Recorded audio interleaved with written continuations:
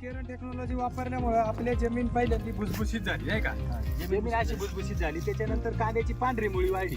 आंबवण्याला सोडायच्या नंतर आणि आंबवण्याला सोडायच्या नंतर जो पोगार असतो तो चांगला बनला. जाडी जास्त, मुळी जादा सुटली, साईज चांगली झाली.